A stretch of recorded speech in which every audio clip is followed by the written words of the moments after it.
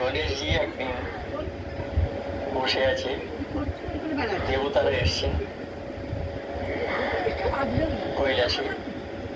গণেশজি বললেন যে উনি যখন পাহারা দিচ্ছেন ওনার মাকে, তখন নন্দী এবং অন্যান্য যারা আছে তারা ওকে আক্রমণ করেছিল এবং গণেশজি তাদেরকে হারিয়ে দিয়েছিল, অনেক মেরেছিল, তাতে ওদের দেহে অনেক ক্ষতচিহ্ন ছিল।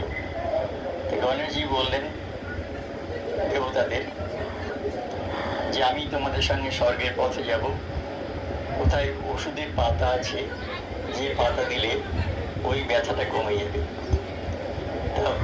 দেবতারা রাজি হলো এবং দেখিয়েও দিল কোথায় সে পাতা পাওয়া যায়। গণেশজি পাতা কুড়িয়ে নিচ্ছেন, কুড়িয়ে নেবার পরে একটা পাত্রে করে কালেকশন করেছেন। এমন সময় মহিষাসুর তার মাকে নিয়ে, অদিতিকে নিয়ে এক দলবল নিয়ে সেখানে হাজির।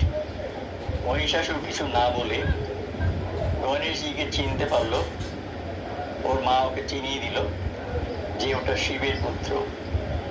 মহিষাসুরের অত্যন্ত রাগ ছিল শিবের উপরে।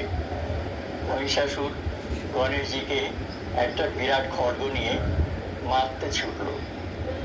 গণেশজি সেই খড়গ ধরল, মহিষাসুরকে এমনভাবে ধাক্কা মারল যে সে অনেক দূরে গিয়ে উঠছে, পড়ে গেল। তাতে গণেশজি প্রচণ্ড হাসলেন এবং সবাই অবাক হয়ে গেল যে এইটুকু বাচ্চার দেহে এত শক্তি কি করে হয়। তারপরে মহিষাসুর আবার আসলো, যে গণেশজির সঙ্গে লড়বার চেষ্টা করলো, কিছুতেই পারলো না, বারবার হেরে যাচ্ছে। এইভাবে তারা পিছিয়ে গেল। তারা দেখলো যে গণেশজির সঙ্গে তারা পেরে উঠবে না। পরের দিন আরেকটা ভালো গল্প শোনাবো।